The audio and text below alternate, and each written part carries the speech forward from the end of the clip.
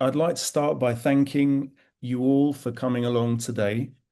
And thank you to Steve Gillan, our chair, and Diego Martínez for coming along to share their views with us on this really important election for the future of Colombia, but also for the future of the region.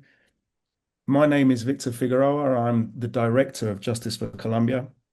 I'm very proud to be here in representation of JFC, an organization that was founded by the British trade union movement back in 2002 to respond to a grave human rights crisis under the Alvaro Uribe government. Obviously, today we are very disappointed at the news coming from Colombia, even though the final result of the elections needs to be confirmed following a scrutiny of the vote. But there's no doubt that this is a dangerous time for the Colombian trade union movement and for the human rights movement and, in general, the progressive movement in Colombia. So we're very pleased to have Steve Gillan with us. Steve Gillan is the General Secretary of the Prison Officers Association. He's also the president of the TUC and the chair of Justice for Colombia.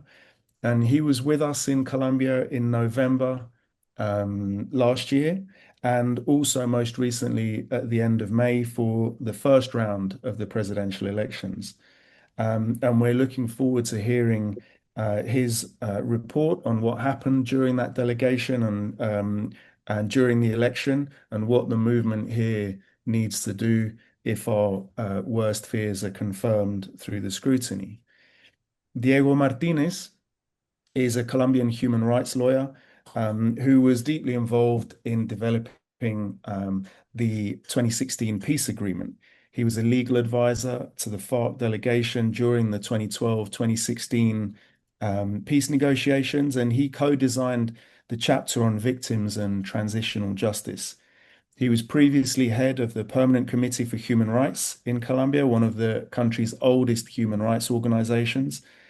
And he has been targeted several times for his work in defense of human rights. And he's a very brave man. And we're very pleased to have him here because not only does he have unparalleled contacts within Colombian politics, but he's also a long-term analyst of the situation there. Just to refresh your memories and provide some context before the panelists speak, Colombia has had a progressive government under President Gustavo Petro since 2022. This government has passed a labor reform, a pensions reform. It began serious implementation of the 2016 peace agreement and reduced poverty by quite a significant margin. A report last week stated that it had lifted 4 million people out of extreme poverty. The government also recognized trade unions as collective victims and laid out a program for their restitution by the state. However, some of its reforms were delayed in the Senate or blocked by the opposition and by the actions of the judiciary. And so it's been a difficult period as well. In October last year, the historic pact held primaries to select its presidential candidate, primaries that Iván Cepeda won with almost 3 million votes. In March, the parliamentary elections saw the historic pact become the biggest single political party in Congress, with 42 representatives and I think it's 24 senators. Unfortunately, in the first round of the presidential elections on the 31st of May, Abelardo de la Espriella, the far-right Trumpist candidate, won almost 44% of the vote over Iván Cepeda's 41%. And on Sunday, de la Espriella again took a narrow majority in the preliminary vote, an advantage over Cepeda that represents about 250,000 votes. In both rounds, there have been allegations of vote buying, of suspicious changes to the algorithms governing the way votes are counted, of voter intimidation, and so on. Since Steve was there most recently as part of the Justice for Colombia delegation at the Electoral Observation Delegation, I will now pass over to him so that he can provide you with an overview of what he saw. So over to you, Steve, and thank you very much.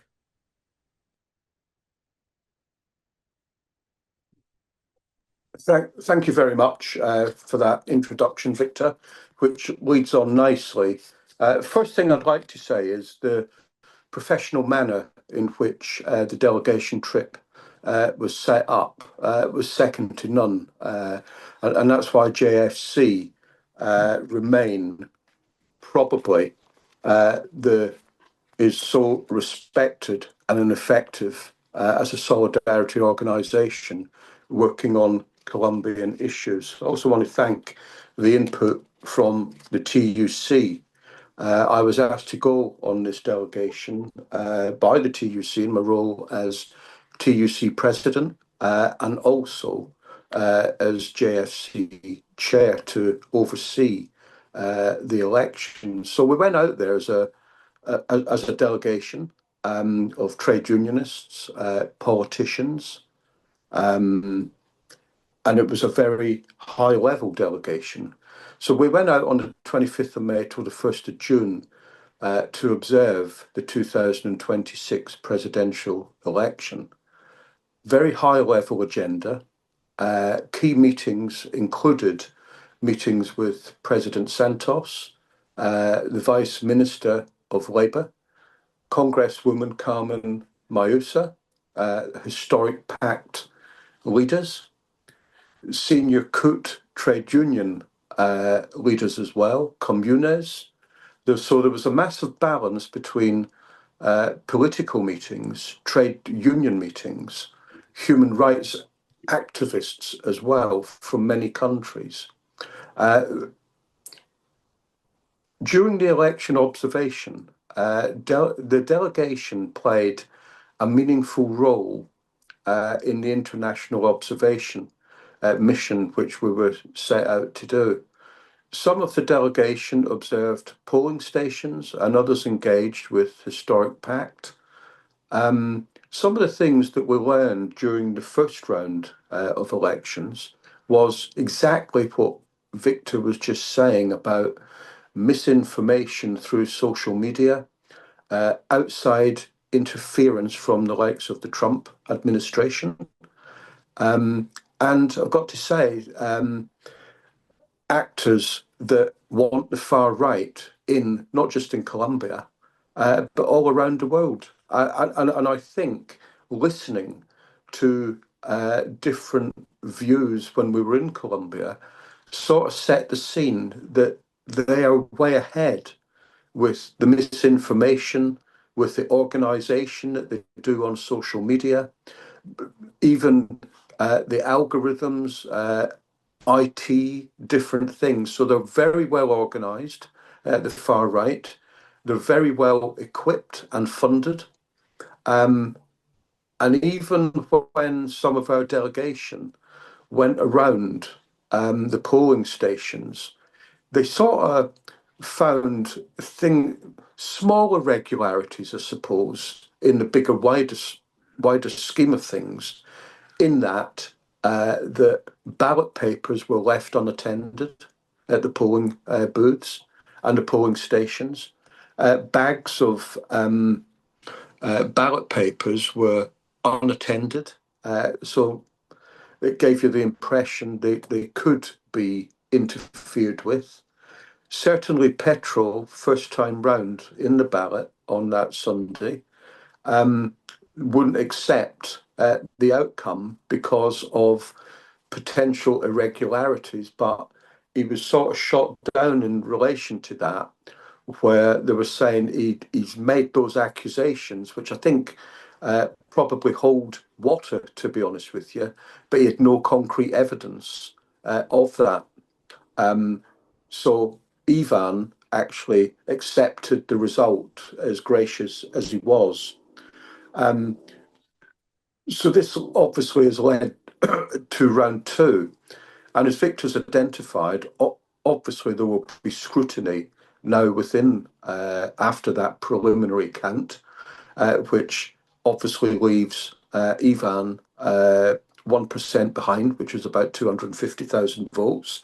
So it's still all to play for. I'm not sure how that will pan out, but we've got to take it that probably the far right candidate, supported by Trump, could well be in. And when when we had our conversations in Colombia with trade unionists, historic pact, various community leaders, and so forth, they were very concerned about that prospect, in that it could damage the peace process, and he could try and dismantle it.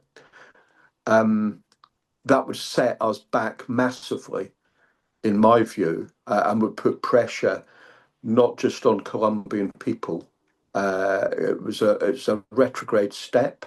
I think Colombia was heading in the right direction, quite frankly, under Petro. And I think Ivan, if he does win, will probably embolden it a little bit more for workers and indeed for the peace process. So that's really an overview of what the delegation done. And if I could just thank once again Justice for Colombia in the organisation, along with the TUC, on behalf of the delegation. It was second to none.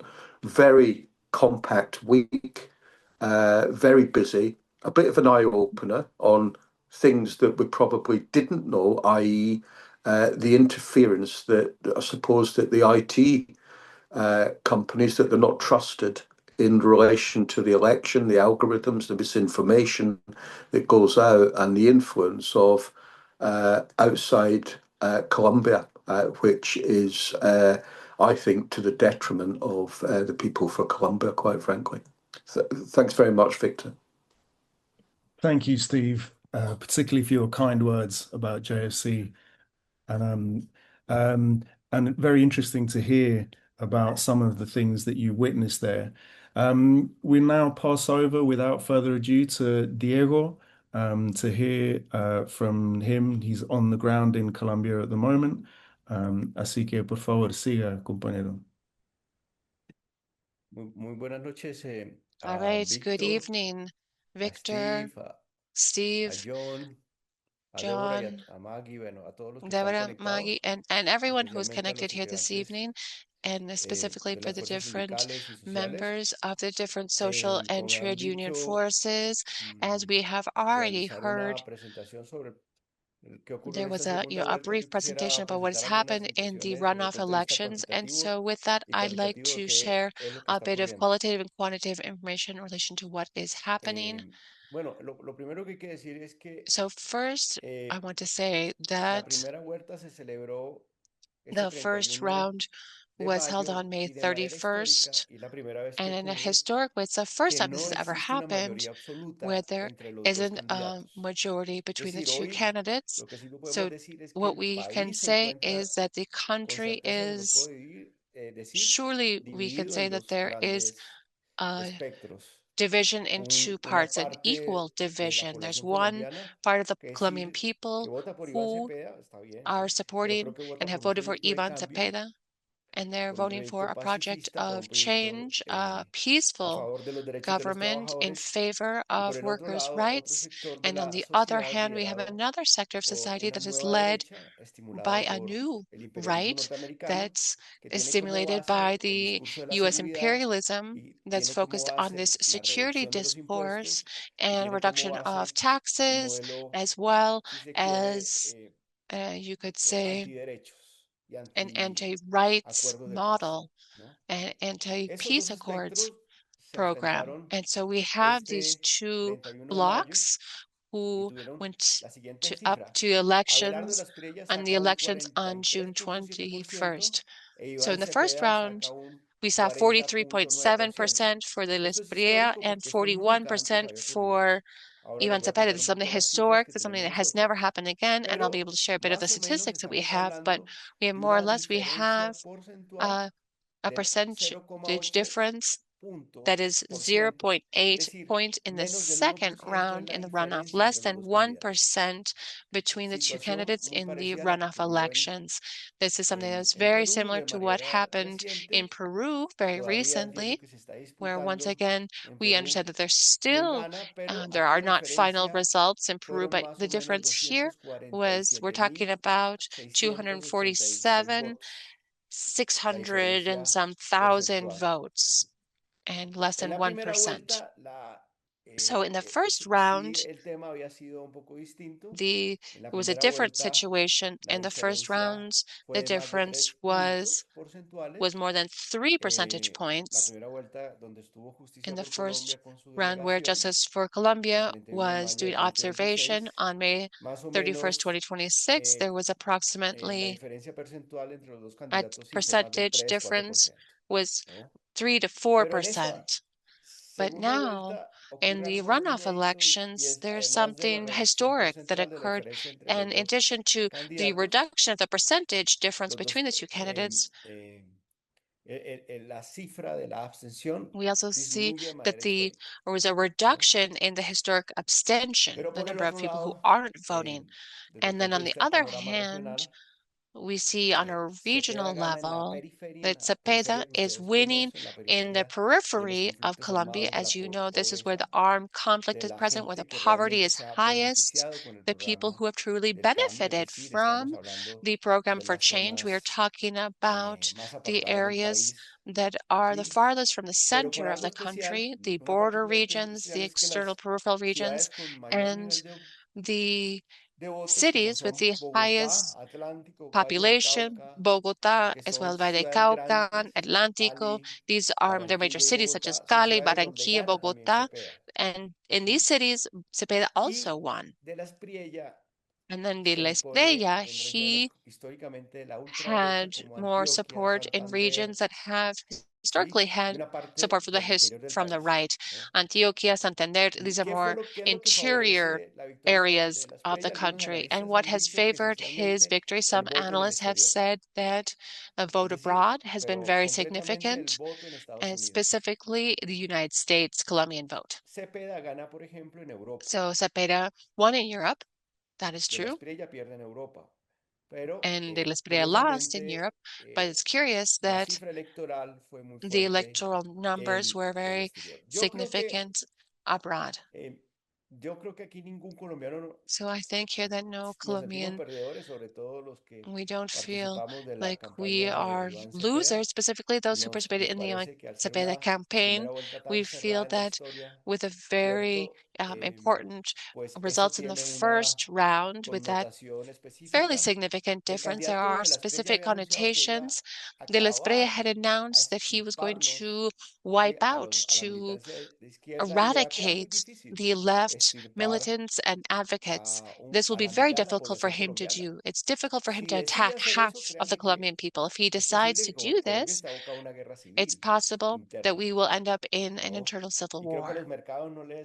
And I think the markets are not interested in that kind of internal civil war. And honestly, I could say, as some of the specialists have said, what we have are specialists on war, on both sides of the war, both from the left and the right. And for that reason, I would say that a negative scenario where with the increased violence, it would be negative for the people, but it could increase. And so that's why Iván Cepeda, in his last statements, has called for calm. He has called for just waiting for the official results. I think on June 25th or 26th, we will know the official results. And from that point forward, we will have a definition of who has actually won the elections.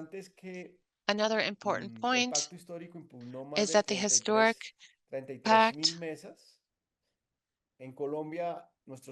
we know that the electoral system is very fast and it's focused on the pre-count often. So the pre-count is taken up by the poll workers who are directly reporting to the civil registry's office. And then there's the official count that is carried out by judges. These are Republican judges. These are judicial authorities from the Republic on a national level who are verifying the vote and carrying out the final true count of the votes. And this is what our candidate Iván Cepeda is waiting for. And I think once again, We'll have results coming out in the next day or two. I surely will be recovering some votes. There are things that have taken place. They're complex situations. For example, well, even though we have a solid electoral system, President Gustavo Petro has alerted us that there have been multiple problems, and as the head of the state, beyond a relationship with him or whether I'm in agreement with him, what he has said is that there's serious inconsistencies in relation to the software. And he believes that the software generates inconsistency in some of the results, or that some of the forms have not been made known more publicly. What is true is that the social and grassroots forces, what we have before us is a huge potential, specifically because I think the most timely call that we have heard from presidential candidate Cepeda has to do with the generation of a national agreement. He's been calling for a national pact to maintain the pension reform, the labor reform, which would all favor a large part of the working people. Compared to other elections, this is the first time, and we feel this in the territories where the people can see the advance of a government program. It's the first time that the people, specifically in the most distant and territories, are able to finally see and feel economic development generated by the state. They're seeing subsidies for the first time that are supporting the most marginalized populations, and where the state funds are not being siphoned off by intermediaries, but are actually reaching the people. I think that the campaign at a specific point, specifically in the first round, maybe forgot that we are in this new era, this new kind of elections around the world, and where digital elements or the role of the digital movements and the influencers is very important. And I think the campaign was focused more on other kinds of populations that aren't connected to these digital platforms. I think this was a significant challenge, and that has direct consequences. A second major problem or challenge that was faced by the campaign had to do with the mafias. The campaign was being very, very careful. This is one of the lowest cost campaigns that we've ever had in our country, ever, because Iván Cepeda, in being a very dignified, respectful way, he decided to only compete with the resources of the banks. And so that is a major challenge because we didn't have funds to mobilize specifically people in the most distant and remote regions of the country. In these runoff elections, there were improvements on these different aspects. There was major improvements, but maybe the harm had already been carried out. And so Cepeda was able to increase the percentage. He increased his number of votes by over 3 million between the first round and the second round. And we saw that the Espriella was really consolidating the more extreme right voters to receive support, specifically from people who were, allied with ex-President Uribe, and that allowed him also to win in the second round. What is true is that Well, I think the eventual victory, and I think we do need to prepare ourselves for this to recognize the triumph, will have multiple consequences for the political world. First is that his historic pact would become the largest political force in the country compared to the Espriella, who won in the pre-count. And so what we'll have for the first time, we'll have a significant major left-wing party in Congress that is also a set of different alliance. We have alliance with the Historic Pact and also the Alliance for Life, which represents other sectors. And I think this is a really important opportunity because compared to the establishment, their parties are declining. And we can say that the Espriella is not basing his victory on the establishment parties, which are facing a crisis. And two, I think it's important to note that in effect, the campaign had to look at the government costs. So in effect, both the social policies and economic policies have favored a significant part of the population, and also in relation to security and peace, the government was not successful, and this generated a very significant cost for candidate Iván Cepeda. And so I think these are some of the most significant factors in this electoral cycle. So if Cepeda loses in the official vote, I think this is what is going to happen. We're going to have a huge fight for democracy. Who wins in Colombia? It's just anyone who's going to win. We must remember that while it's just over Colombia, surely you have been able to see that there's a presence of a significant number of people from the United States Republican Party who were in Colombia for the first round. This was the most extreme right wing of the Republican Party. De Espriella should be remembered that he was a part of the lawyers firm with Marco Rubio. And I think there's some characteristics in this campaign, which is the influence carried out by U.S. imperialism.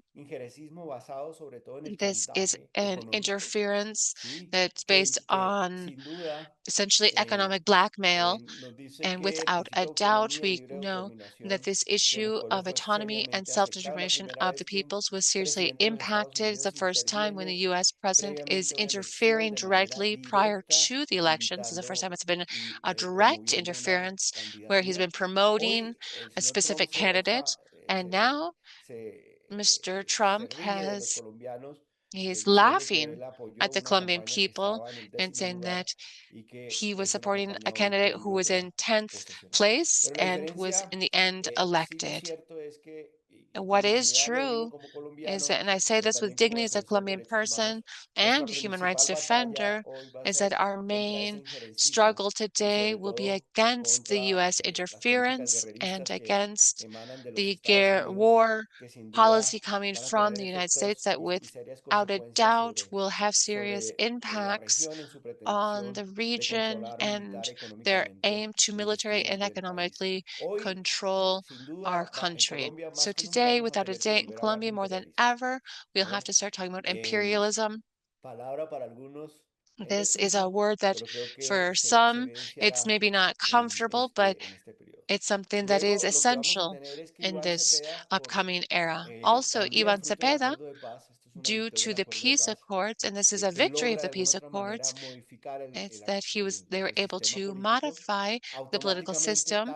And so that means that he automatically, both the presidential and vice presidential candidate will become members of Congress, the Senate for the president and the House of Representatives for the vice president. So if they accept it, they means they're able to lead the largest opposition caucus and to really strengthen the creation of this brand new party that has very recently been established. This is democratic and peaceful resistance that will be carried out from Congress by the Historic Pact. And I think in the coming years, we'll have a lot of work, citizen resistance, resistance in the streets, specifically in the young people. I want to say that the young people were very appropriated this campaign. More than 3 million votes were recovered by the young people, and the efforts of many peasants, men and women, as well as Afro and indigenous communities who were able, in a very short amount of time, we needed more time. We needed a better maybe media campaign it's without a doubt to respond to this fascist government. And so we know that we are today facing a neo-fascist government, and surely you know how neo-fascism operates, how it historically operated in our country, and it will act through homicide threats. And so today I want to say that we are supporting a cause that hopefully Justice for Colombia will be able to join us. And this is the defense of Beto Corral. Beto Corral is an activist. He was someone who supported the Historic Pact, and during the campaign in Miami, in the United States, he had different signs supporting the Iván Cepeda campaign and against de la Espriella, because it's important to note that he is a lawyer who I'm a lawyer, and I respect lawyers and due process, but he was a lawyer defending drug traffickers and the mafia.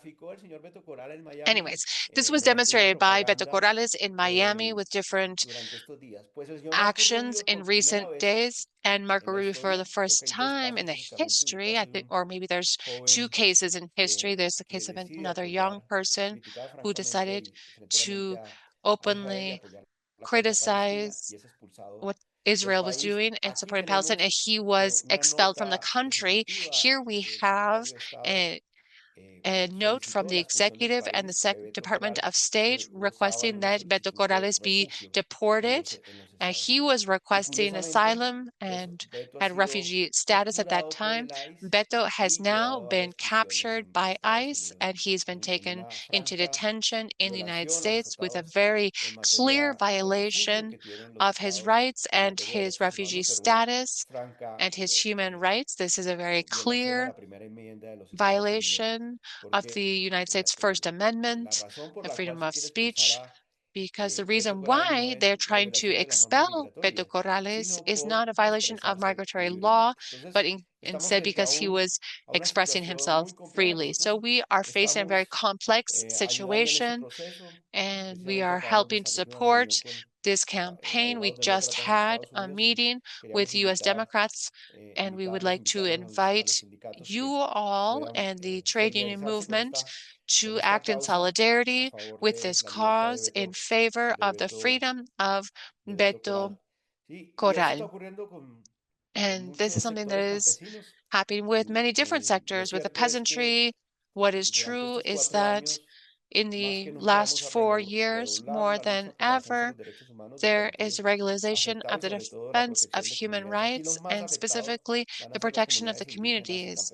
Who is most going to be impacted the next 4 years are the peasants, the ethnic, the LGBTIQ plus communities, people with diverse gender identities, because we are facing an anti-rights government. And obviously the peace accords and the peace process here, we're about to celebrate 10 years of the signing of the accords. And so the struggle will be for this government to accept the implementation of the accords and the different mechanisms for victims and justice that have been established by the final peace accords. So that's just in very general terms.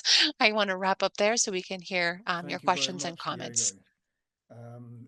Those are some very worrying issues, and of course we'll speak to you about Beto Corral's campaign, and I'm sure we'll be able to support. I'm going to put out the call. Sorry. I'm going to put out the call for questions for the panelists now. So if you have a question, Please put it in the chat. I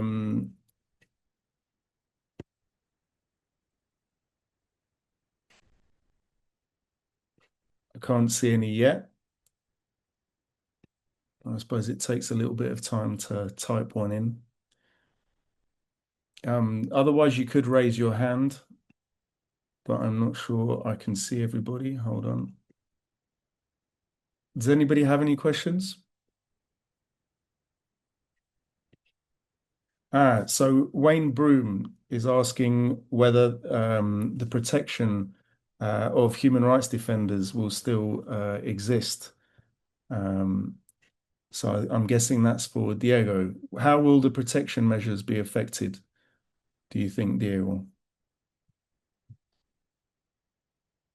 Okay, that's the first question. I think we'll take two or three and then we can answer them in a row. So the first question is to do with the protection services.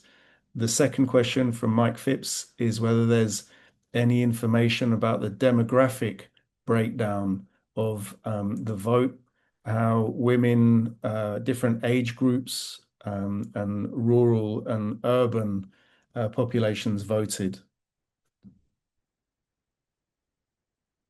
And I think we had and another question from Maria Jimena Rojas asking if how De la Esprilla's dual nationality with the United States will affect the decisions that he will take as president. And then one last question. If Cepeda does win after the scrutiny, if the vote does show to be to the advantage of Cepeda, how does Diego see De la Espriella and the US government, the Trump administration, reacting to this? So, Diego, if you could answer those, that would be great.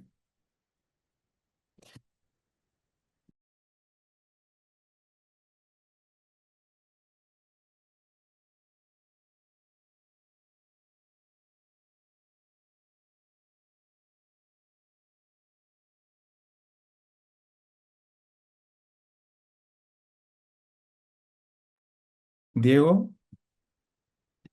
Sí, es que no me permitía reactivar el... No, sorry, I wasn't able to unmute myself for a second there, so sorry.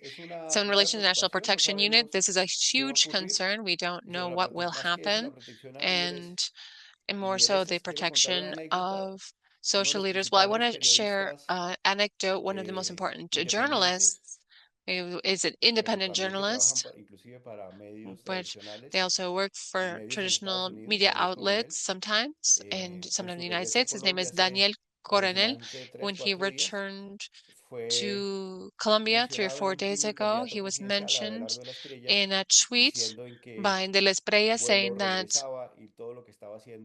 he was coming back and everything he was doing was an attack. So this is just to show that what is coming is interception and using multinational actions, a legal war led by the United States. So they just issued a press release that came out from De la Espriella, came out minutes ago, saying that Colombia was going to join the Shield of the Americas, which is an alliance of Trump and other extreme right governments to lead this cause against terrorism. And once again, this is a discourse that is looking to generate homogeny. And so I think we'll be confronting many more threats, more than we have seen historically. And these are more of a legal focused attacks. And so I think the UNP, the National Protection Unit protection measures, will have to address additional concerns. And we see that there is a trend to reduce those protection measures already. And surely the incoming administration will reduce them even more for human rights defenders. Yes, there is some information in relation to the demographics of the election, but in general terms, what we have is that The greatest support for de la Espriella is in the central region of the country. These are more urban areas. So Cepeda has won in Bogotá, Cali, Barranquilla, and Pasto. These are cities. And then in relation to women's participation, we are 51% of the voters are women.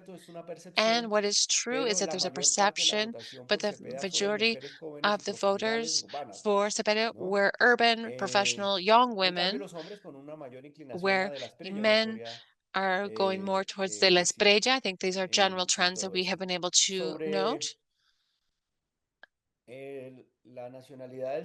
In relation to the nationality, yes, what is true is that the criteria of different lawyers is that this is potentially could annul his presidency because this would be a serious violation of the principle of sovereignty. And some jurists have said that the fact that we could have a president who has presented an oath to protect the interests of the United States before anything could be a violation of our sovereignty. But I'm not sure if this will be a political dispute, but surely a political dispute, and then will be a need to have very in-depth, detailed legal observation, because he should be, obviously, I think he should be, there'll be a major legal debate in relation to his role.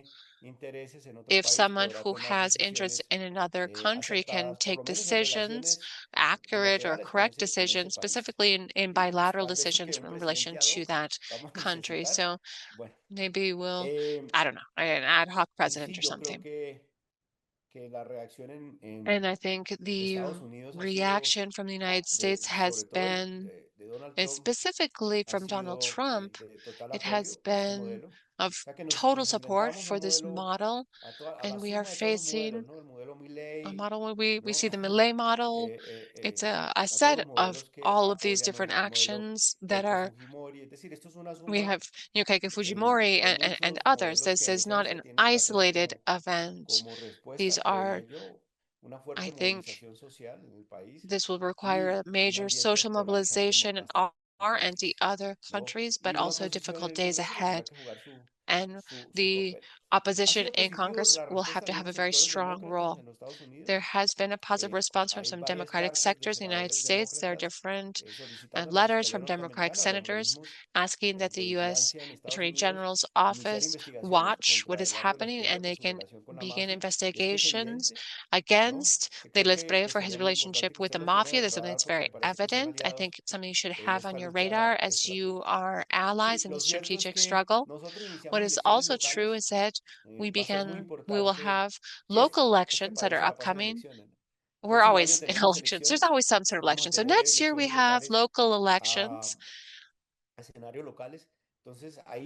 And so there, it will also be very important for the historic pact to be well organized, organizing workers, indigenous, Afro-Colombian populations on a local level to gain more support.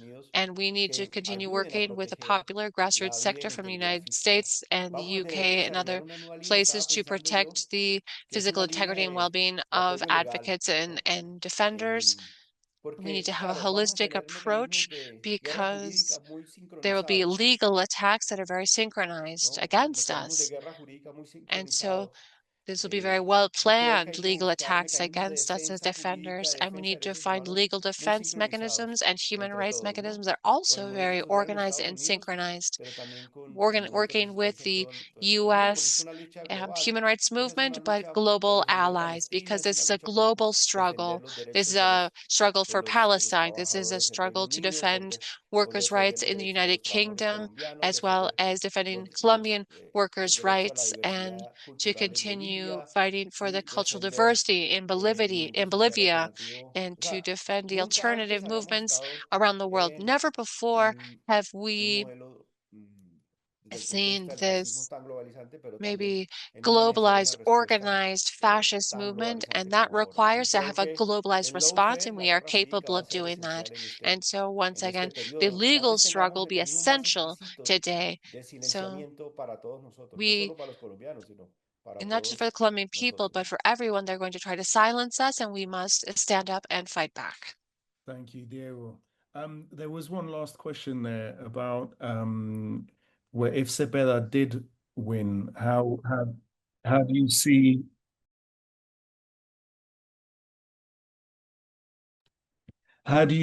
the U.S. government and de Sí, la yo creo que Espriella? sí. No, yo creo francamente que hoy, I por honestly believe información that de primera today, mano que with the tenemos, information, the va a ser first-hand muy difícil information que that we have, gane it's very Cepeda difficult en for nuestro Cepeda panorama, to porque win in tenemos this current todas las context agencias federales because we norteamericanas en have all contra, the tenemos U.S. federal guerra digital, guerra jurídica, entities, sí, we y have a muy legal pocas posibilidades de war against cuestionar us. There's esto del very software. Y few aunque está opportunities ocurriendo, to pues va a ser muy dispute what's difícil. happening with the Yo lo veo, software. perdón And so, el negativismo, pero sorry to be lo negative veo today, but objetivamente I think difícil y creo que vamos a objectively pasar it's a going to be la very difficult. oposición. And I No, think we will no es, begin one ahora, starting piénselo, soon to no be es the tan fácil opposition. uno pasar a la It's not oposición con 4 millones easy de to diferencia be o 3 millones the de diferencia en opposition voto. when we have 4 Hoy million nuestra or única 3 million diferencia son votes between the two 267 mil candidates, but votos. now we're talking about less than ¿Sí? Que si usted 250,000 cuenta más de votes. 100 mil So votos en Estados Unidos, la if diferencia there's more than realmente son 67 mil 100,000 votos. ¿Sí? votes Entonces, from the lo que United States, tenemos we're la talking about mitad less de than la población 150,000 colombiana, votes in Colombia no hay que between dejarla the two morir, no hay que dejarla candidates. desfallecer, We y hay can't, que tener un combate democrático. ¿Sí? we Y must por eso, continue si gana forward with Cepeda, this lo que vamos a democratic tener, struggle. We ojalá, can't let our claro, ojalá y guard Dios quiere down. gane Cepeda, pero lo que vamos a Hopefully, tener es Cepeda también will lucha win, popular, but resistencia, we will porque los continue niveles de agresión en los regardless with Estados Unidos our van a grassroots struggle because the mantenerse level igual, o of sea, yo no, oppression igual y from the United peor, States ¿sí? will continue Porque to be the same ellos sí or tienen claro worse la estrategia, es because they have a very eliminarnos, clear acabarnos, strategy, which is ¿sí? to Al movimiento eliminate democrático, no solo colombiano, us, sino to el eradicate movimiento the democrático de lucha democratic por los movement in derechos Colombia global. and Entonces, yo creo everywhere where people are fighting for que human ojalá rights podamos and tener democratic una buena rights. So noticia el hopefully día we will viernes, have pero good news on preparándonos Friday, por un escenario real. but we should be prepared Creo for que vamos a maybe tener more probable esas scenario condiciones que nos aparecen where hoy. these are the conditions we'll be facing over the next 4 years.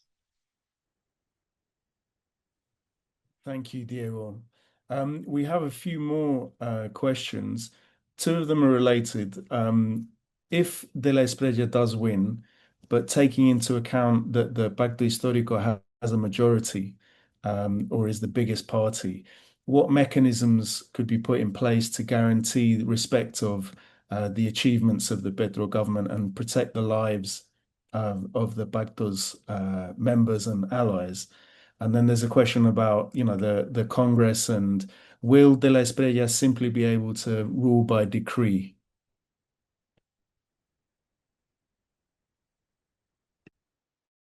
Sí, lo que creemos nosotros es que la única manera So que what tiene we la Espriella believe para is the gobernar por only medio de way that the decretos Espriella would be able es to govern declarar un through estado de decrees conmoción would be to interior. Tal declare vez esa a pueda ser una state of primera interior medida que esperemos, commotion, a state of emergency. que That is involucraría a una expedición potential multitudinaria de situation where más de he will 99 make decretos, this lo a que han decree. anunciado, ¿no? There's more De than 99 revisión del decrees that Estado, they are ¿sí? announcing that Ahí they are va a going ser muy to importante el implement. papel de las Here be Cortes. very Yo quiero important, aclarar que no es que tengamos and the mayorías en el role of the Congreso, courts is going sino to be tenemos una essential. fuerza And so I mayoritaria en el think Congreso que es we distinta. have Yo sí creo que el we don't have a gobierno, majority in la Congress, but we have característica a de nuestro régimen significant presidencialista, caucus. a diferencia de los We sistemas have the como biggest el de ustedes, caucus or es bloc, que el and it's going to be presidencialismo important to acá have es una actions. fuerza muy importante, tanto We know that the que tiene la presidential's capacidad de actions influir are seriamente very en el Congreso. Es important, decir, can aquí la truly gobernabilidad influence no se Congress. arma Here, a través the de coaliciones, governability sino la isn't due gobernabilidad to se hace a just través de la autoridad y coalitions, el presupuesto but nacional que tiene el through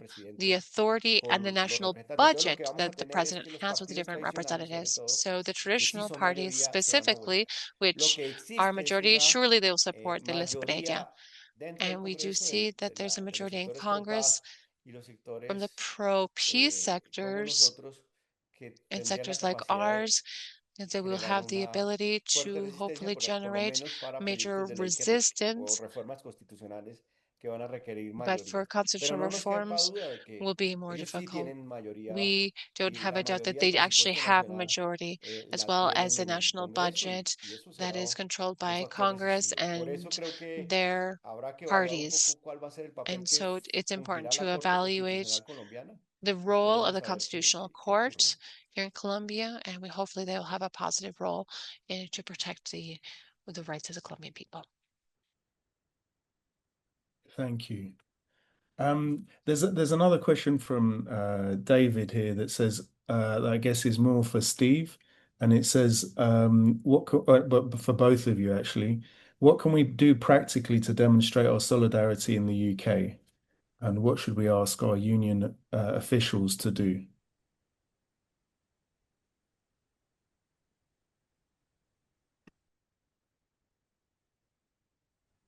Right, I've managed to unmute.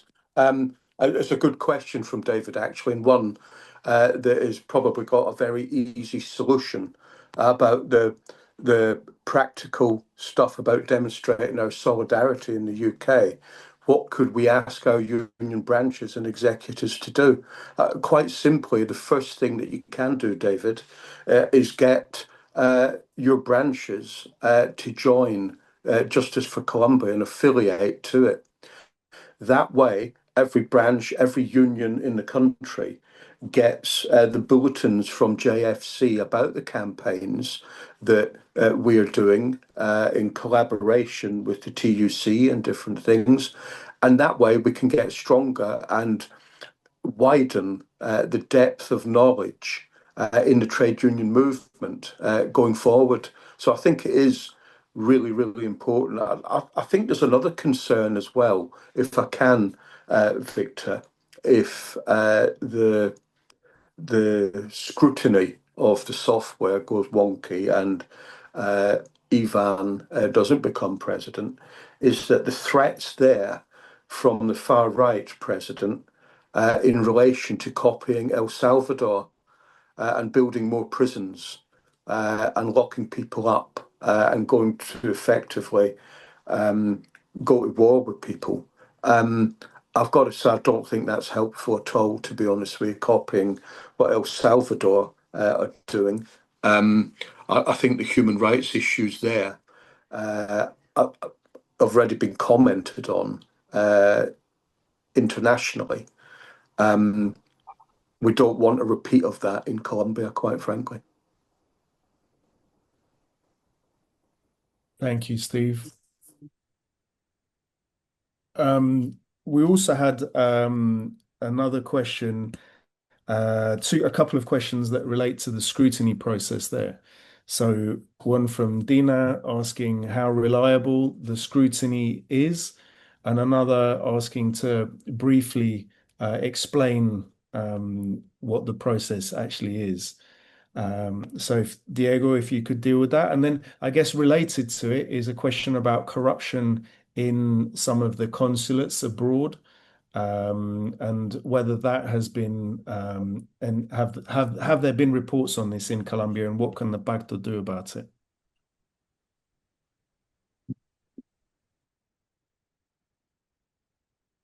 Sí, tuvimos reportes.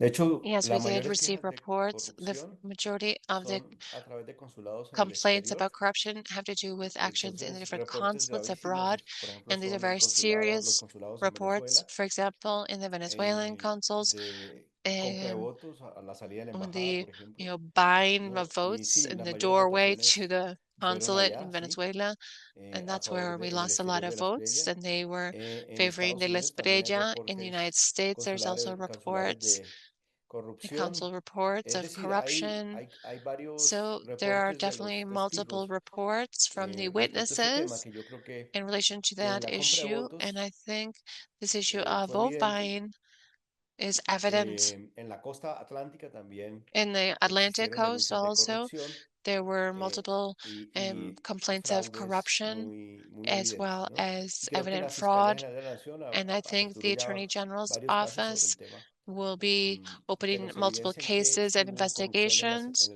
where el we'll be able sistema to see electoral. that, yes, there Respecto was al sistema corruption in the digital y software, elections. hay In denuncias por relation to parte del the digital presidente system and Gustavo the Petro software, de there are inconsistencias en el complaints y del cierre from de los Mr. C14 y desaparición de algunos C14, Gustavo Petro, es lo and que also reporta what's el happened with the presidente E14 Gustavo forms. These Petro. are reports that we've Es decir, heard from sí, lo cierto President es que sin Petro, deslegitimar el proceso electoral, que no quisiera and this is hacerlo, without porque pueden delegitimizing the afectarse electoral también process, las because process. I don't want to do that because that could also have a negative impact on democracy. We need to have improvements, but we understand that there was fraud and that was utilized, or different strategies of lies and disinformation was utilized by the right-wing campaign.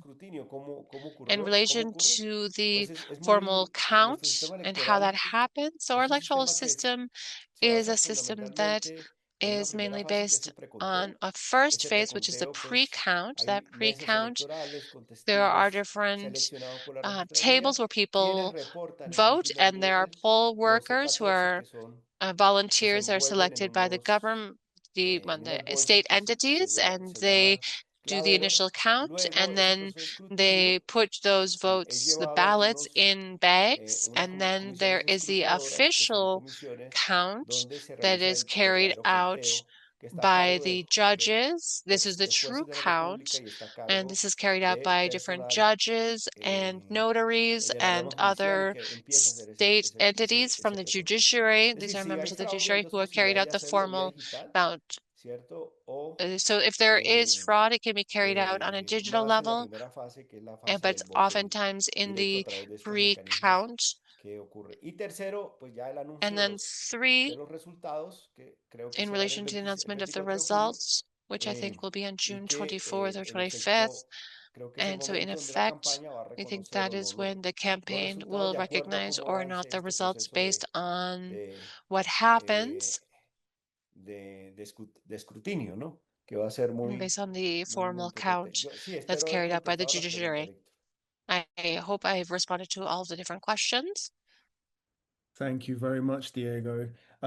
There was one other question that was to do with whether Cepeda has reached out to the European Union or the UK for support. I'm afraid I don't think he can do that because of electoral interference issues. But thank you all, and I'm afraid we're out of time. I really appreciate all of you coming along today, and thank you for showing your solidarity with our brothers and sisters in Colombia in this dangerous time. And we will be looking forward to working with you in the future in defense of all of these brave brothers and sisters out there. So thank you very much for being with us today. Keep an eye on this space. We will be holding other events in the future, and all the best. Thank you very much.